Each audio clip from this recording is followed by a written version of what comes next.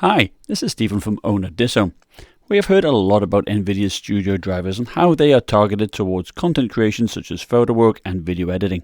And in fact, my HP Omen X2S 15T came with studio drivers installed by default, so I wanted to see what impact they actually have on gaming and also what benefit do we get in, say, Adobe Photoshop and DaVinci Resolve video editor. In all, I tested 6 games and I show game-ready drivers on the left and studio drivers on the right. The drivers used were 441.41 for game-ready drivers and 441.66 for the studio drivers, which were both released in December. Typically for gaming, studio drivers are not updated as often as game-ready, but these drivers are fairly close in release date, so one would expect similar gaming performance. Now, if I recall, the previous studio drivers were dated July, so that was some 5 months ago, and as such, newer games may not work as well.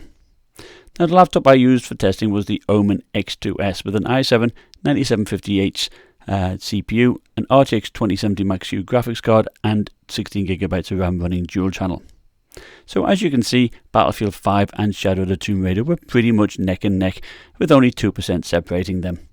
Far Cry 5 and Rainbow Six Siege had a 3% difference, and interestingly, the studio drivers seem to be consistently slightly ahead.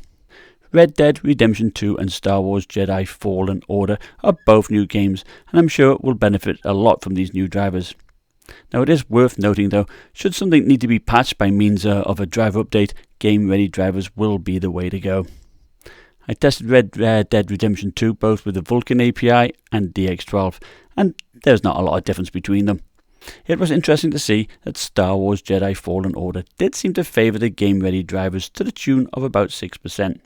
So yeah, if you game more than you use, say, a supported studio program such as DaVinci Resolve or Autodesk Maya, then I recommend sticking with those.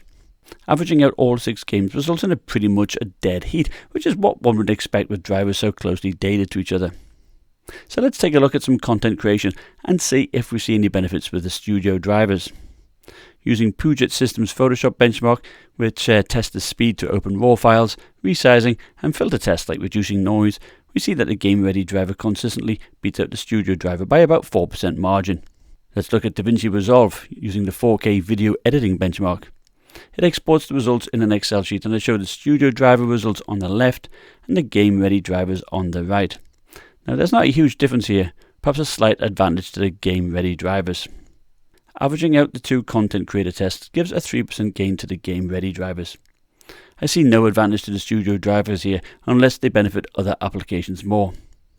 Since game-ready drivers are updated more regularly for newer games, I will be sticking with those drivers for sure.